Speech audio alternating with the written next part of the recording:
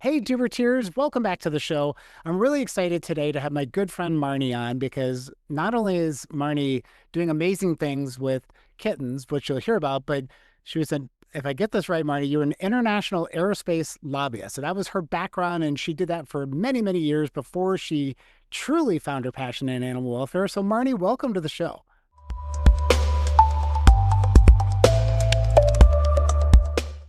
Hi, Chris. It's great to see you. You too. So tell us a little bit about you and what you're doing now.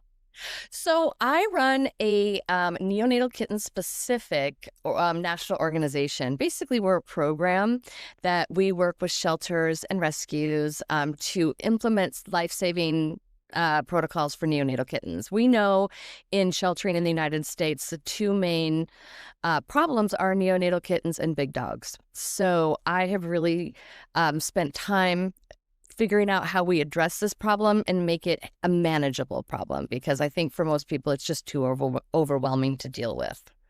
Yeah, a lot of people don't realize, right? I mean, there's roughly the numbers are about 3 million cats and 3 million dogs every year are entering the shelters, but a good number of those are kittens. And as you know, right, neonatal kittens need a lot more support and resources than can generally be given in a shelter. So unfortunately, a lot of them get euthanized a lot more often than other animals do. Yeah, they are the most euthanized animals in shelters across America. And so it's something we've known for a very long time, but our program has really come in and worked on the specifics of the age groups between the time that they're in need of shelter assistance. We have zoned it in on that and supported fosters in each category. We also really want to educate the public on the fact that neonatal kittens, while yes, they are the most euthanized, once they get into a shelter, they are the most adoptable. So we're looking at a population that you are not saving just to have it sit in a shelter. You are saving that kitten for almost immediate adoption. So it is really something that we want to educate folks on. A 3-week-old kitten is maybe the cutest thing you'll see in your life. They Right. are so fuzzy and so fluffy and so like they're so cute, and to think that this is what's most vulnerable is really shocking to most people. I mean, hopefully they haven't been faced with euthanizing these little ones when they come in, but understanding that their future is really bright for the purposes of saving them really helps motivate people to want to help. Yeah, no, I mean, I totally get what you're saying. It's like neonates, it's like they are so cute and they really honestly don't take a lot of space. It's like, we've got a big dog and so you got to have a backyard, right? So you can throw the bones. Of neonates, it's like if you got a bathroom, right? That's basically all they need when they're grown up until they get to a certain age, right? And then they're a little Well, more mobile. when kittens are first born, all they need is a small carrier. So, like we take them with us everywhere. They go, if they're in a carrier, they're like little mole critters. All they do is eat, sleep, and poop. From the ages of like 1 week to 3 weeks, they're so incredibly portable. And then they start to move around a little. So you want to give them a little bit more space. That can be something as small as like a little pack and play. And then, so they really are manageable. And we have made the process of saving them so much harder than it needs to be. National Kitten College works directly with all the major shelter medicine programs here in the United States. And we want to make sure that the information that gets out to fosters and rescues and shelters as they're trying to save these ones is the most up to date. This evolves so quickly. Historically, nobody's paid attention to neonates because the protocol was always to euthanize them. And when they can't be dealt with, that absolutely is the most humane thing to do. But if you can find a foster to take them, then that is a life-saving effort you can do for that kitten. What we want to do is support that foster or whoever has that kitten in letting them know the easiest way to do that, when to worry and when not to worry, and just take things off of the stress level that you get. If you were to go and say, hey, I found a kitten, how do I bottle feed it and take care of it? And Right. went to just basic internet, you're going to be terrified. They're going to tell you need to feed every 2 hours. I would venture to guess most people listening to this podcast that aren't in immediate animal welfare still think you have to bottle feed a kitten every 2 hours. At no point do you bottle feed a kitten every 2 hours, unless the kitten is medically compromised. But Sure. basically, kittens tell you when they're hungry. They do need to be fed quite often, but it is so much easier. And we really spend time sitting down, talking to folks, making sure that things that make them uncomfortable, that they have the tools to deal with them to save the life. Because A foster that has a kitten has 100% saved the life of that kitten, no matter the outcome. So Marnie, I'm curious to know, like, when did your passion get fired up? Was there a particular animal? I mean, take us back to that point in time. You were a lobbyist, you had a very successful career, and what, one day you said, I found this kitten and this is now my new life purpose. No, it was interesting. I've always loved animals, and I grew up in Montana. We had tons of land, but my parents were very strict about one cat, one dog. And the cat we had was a real jerk. She hated everybody. The dog was super sweet. But it was just a different time, and I just so desperately I just loved all animals. I loved the dog, but the kittens for me, for some reason, they just resonated. Yeah. And when I was a page in the Senate in high school, so I came to DC as a 16-year-old and worked as on Capitol Hill, which is an experience most Montana teenagers don't get. And I just fell in love with Capitol Hill. I fell in love with the Capitol. I fell in love with DC. And I sort of made it my mission to spend as much time in DC as I could right after. I would intern every summer on Capitol Hill. I transferred my junior year to Maryland so I could work on the Hill and go to school at night, just to get jump started on this life that I was so confident that I wanted. And I loved it. I mean, it was perfect. As soon as I worked for the Senate Energy and Natural Resources Committee for some time. And then I went private sector, and I went to a lobbying firm that had just hired an executive from NASA. And he was really working on stuff for building out the work that was going to be done on the International Space Station. Oh, cool. So it was very interesting. We worked with nations. We worked with Japan and France and Italy on what their involvement in the International Space Station would be, and it was amazing. I had really barely been outside Montana, and then all of a sudden we're traveling all over the world. I was, I think, maybe 24 at this time. Wow. And at the same time, one of my best friends gave me, somebody he worked with had a cat that had kittens at his work. And he's like, so do you want a kitten? And I was like, well, yeah. And of course, I couldn't have him in my apartment, but I didn't care. I wanted a kitten so bad. So he brought me this kitten that I didn't get to choose, that I didn't get to, it was just the one that was available. And Sure. I named him Tigger. He was an orange tabby, and he was the one who changed my life. So, basically I just moved to DC. I had this big girl job. I had this big girl life, and Tigger and I went through that together, and he passed at 19 years old. And I don't think there was anybody that knew me during that time who didn't know Tigger and love him as much as I did. It was one of those things where this cat really, I would think, what if he died? I remember thinking that when I have it, what if he hadn't ended up with me? Because he'd given me so much in my life. I kept thinking, oh my gosh, what if the worlds hadn't come together and we weren't, he wasn't my cat? So it was definitely Tigger. He was such a cool cat. He was, everybody loved him. And so when I left the lobbying firm where I was doing international aerospace, it was the largest lobbying firm in DC, and it was an amazing experience. I wanted to go back to Montana, but still live in DC. So I wanted to do Montana nonprofits, because I felt like nonprofits were the ones who should be getting federal dollars, not corporations with a tax base that just didn't manage their workload. So I was like, I'm going to go to nonprofits. So I started my own firm, and it was called Rocky Mountain Capital Consulting. And I did that for 20 years. And I brought millions and millions back to the state of Montana at places that were really closely tied to me. Missoula County, my grandfather was the first motorcycle cop and chief of police there. And that was one of my first big clients, was Missoula County. And the hospital where my twin brother and I were the second set of twins born there, that was one where we got money for the birthing center. So it just had all these ties that were amazing. And it was in Montana, so I had my mornings kind of open with the time change. So I would just go to the shelter and help out with their, whatever they needed. And they were just launching a foster program. And so I was like, well, I think I'll just try it. I mean, someone said bottle feed kitten, and I about lost it. It's like, I can't possibly be allowed to do that. Right. You're going to let me do this? You're going to give me a kitten in a bottle? And I was so excited.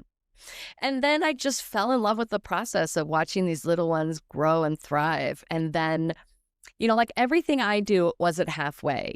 Then I had to talk to every vet that had ever done this. I had to learn about where it was being done and where it was being done best and how do we get best practices together.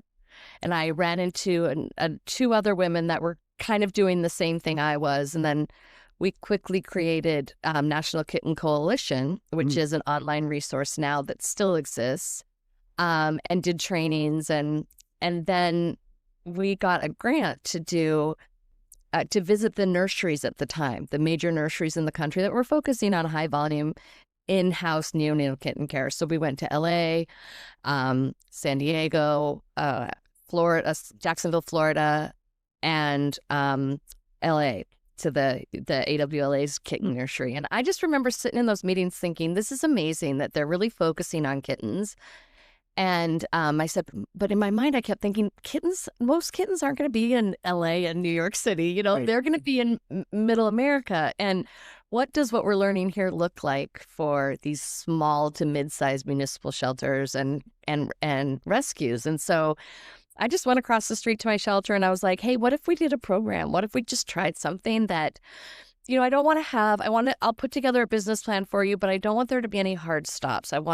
Is it going to be foster based? Is it going to be an in-house nursery?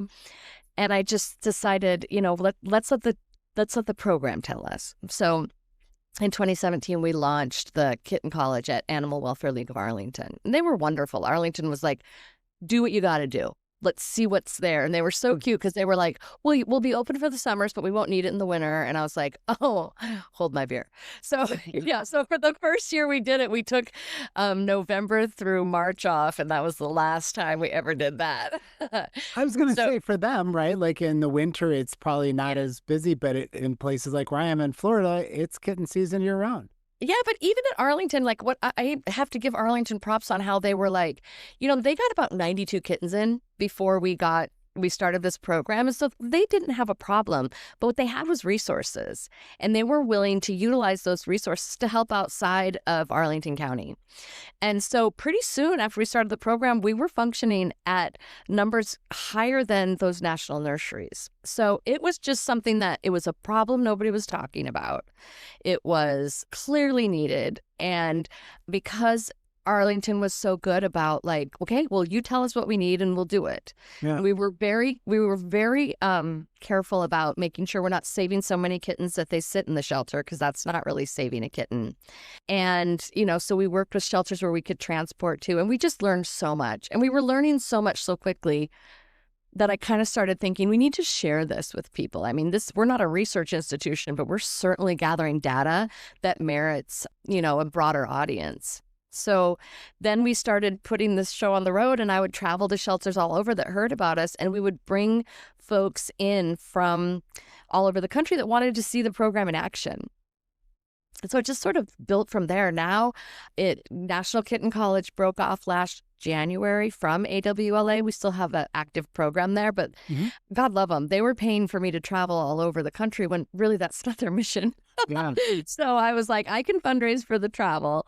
And so it has just grown exponentially. We now have, I think, 80 partner programs. Wow.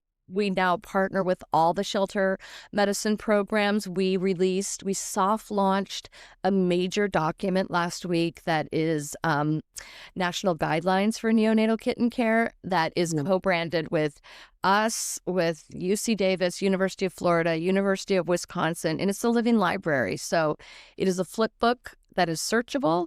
It is something that will be updated as updates come. That's something we really haven't had in this industry for neonates. I mean, before we did this, it had been 10 years before Kitten College came together with these shelter medicine programs, and so much happens.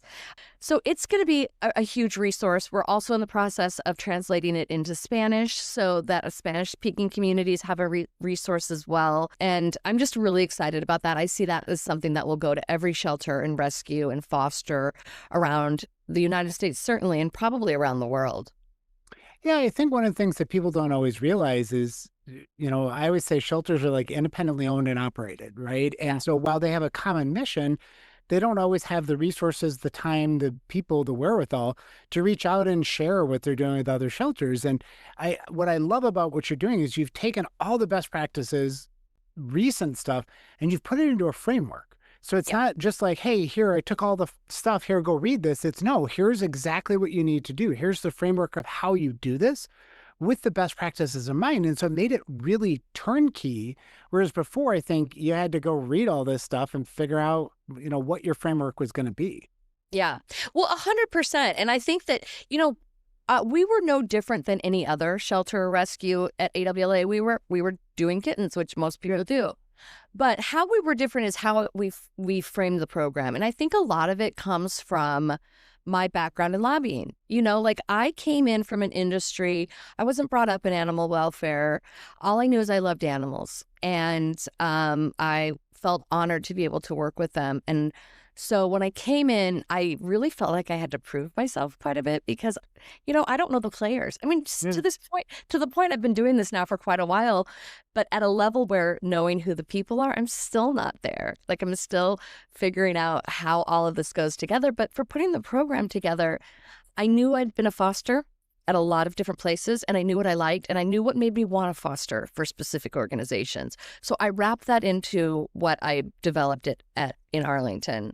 And I also knew that I was really good at bottle babies, and I love bottle babies.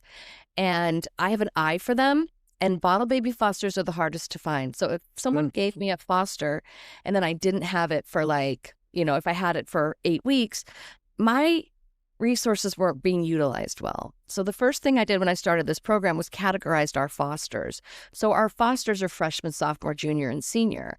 And so that really allows a foster to choose their experience. Senior fosters take the teeny tiniest, and they can maybe only have them for like 2 weeks. We let them choose their own experience, but if you and then they would move on to another foster. And in the program, they would often go 2 fosters, sometimes 3, but they would at least transfer at one time.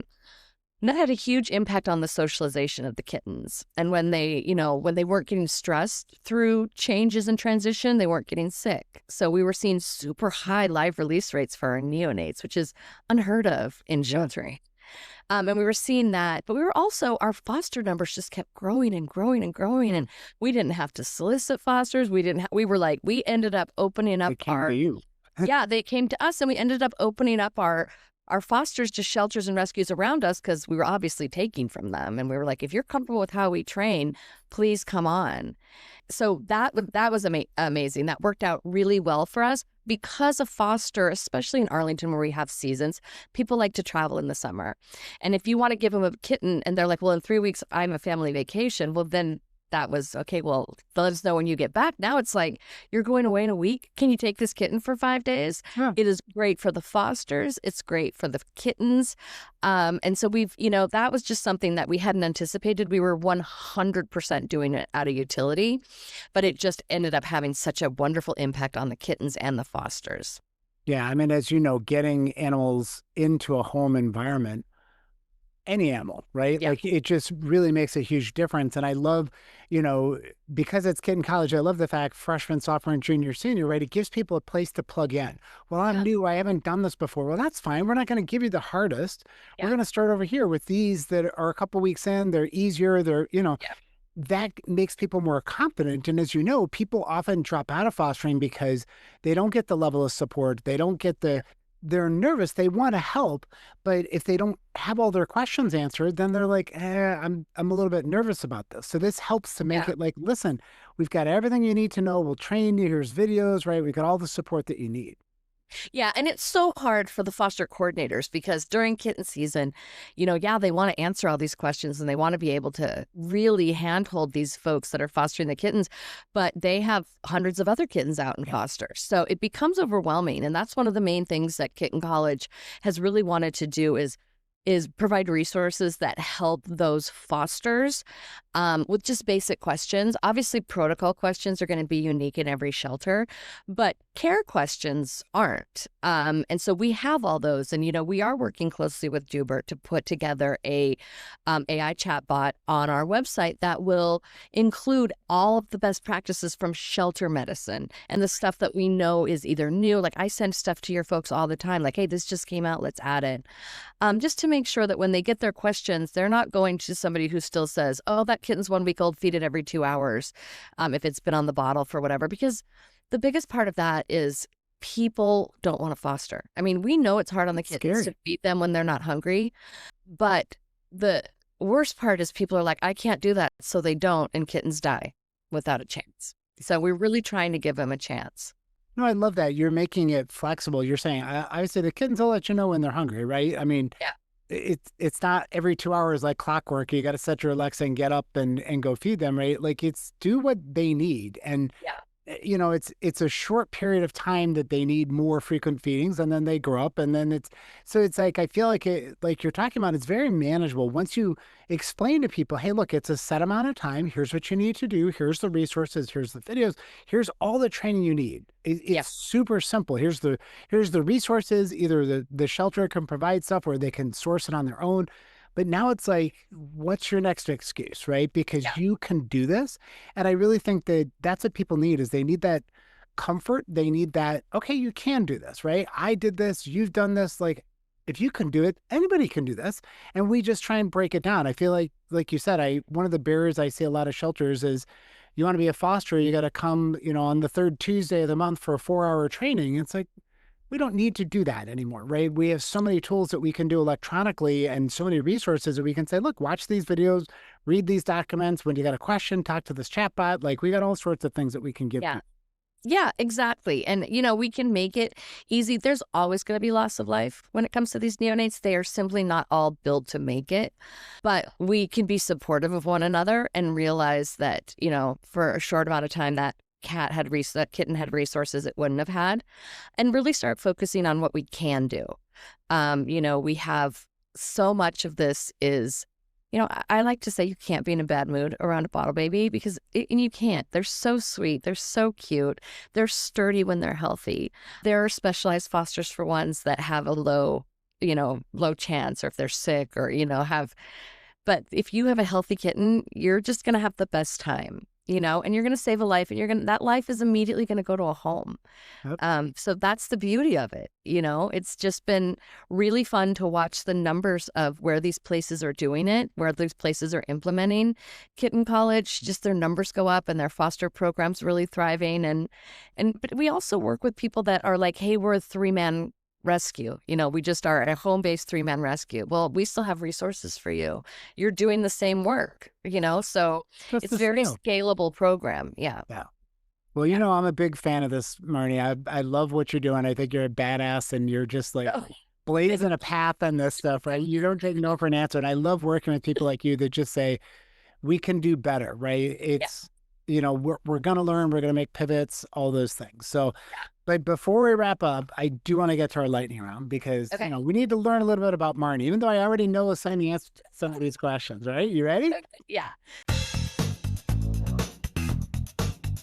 I mean, so the first one is pretty simple for you. Do you prefer puppy breath or kitten purrs? Kitten purrs. I I don't mean, have enough puppy breaths. I probably would love them. I just am never around them. yeah, so we're going to start puppy college, right? Like, Yeah, that's right. cool. Like somebody was talking about doing puppy PhD, and I'm like, that's genius. I love That it. is good. I like that one. That's a Yeah. good one. Are you an early bird or a late night owl? I'm a night owl for You're a sure. night owl. Okay, so you're not up 100%. early at the crack of dawn. Nope. Interesting. Okay. What's the most unexecutive thing you've had to do this week? Oh, Whether that's it's a good clean a cat question. box, mop a floor. I mean, who knows, right? I mean, you're all the cat box probably, because I do have 2 kitties. okay. But I was traveling, and I was in Florida at the state conference there. I'm sure something horrible happened there. But oh yeah, so Okay, something. because we're essentially a 1-man show right now. We're bringing people on, but so I am everything from founder and president to janitor. So I am Yeah. Support everything in between. desk, right? Yeah. Copy editor, right? You're doing everything. Yeah. I love that. What's the biggest lesson an animal ever taught you about leadership? It's so funny because I think that I have been doing this for so long, and I get lessons every single time. It's why, for me, it's really important that Kitten College is based in a shelter, because we could just be a standalone without having a home. But it changes all the time. We had a kitten that came in. I've done this so long, and the kitten was really shaky, and I was like, well, I think that they reached out to me at first because they thought that the kitten had cerebellum hyperplasia, which is a neurological disorder that just makes them shake. They're healthy otherwise. And then they gave it to me, and I was like, yep, I think that's probably what it is. And a week later, it just turned out the kitten, like when kittens start to walk and build their muscles, they shake. And sometimes it can be mixed, but we both, like the shelter and myself, all of them who see this all the time, were like, I think this is more than just the kitten shakes. I think this is, and he proved us wrong. So Nice. no matter everything that I see, I still learn something every single season. I love that. Marnie, what do you want your legacy to be? I talk about this a lot with people because I don't want anybody to remember my name, but I want Kitten College to be everywhere. And Kitten College just simply meaning, keeping education at the front of kitten care. Like working with the shelter medicine programs because it's so different. And when you take a bottle baby to a private shelter and you're like, well, we vaccinated it at 1 week, and they freak out. Herd health is very different. And so I want my legacy to be, I want my Kitten College. I just want Kitten College to be in places and to be teaching people and to be evolving all the time. I love that. Well, Marnie, thank you. I love working with you. I'm really super excited. Like you said, when we were talking before we started recording, right? 2026, right? Yeah, it's We're Kitten College is bigger. Right? Yeah, That's right. we're just going to change the world. So thank you so much. Thank you for what you do. Thank you for coming on and talking about it. I really appreciate you. Thanks, Chris. It was so good to see you.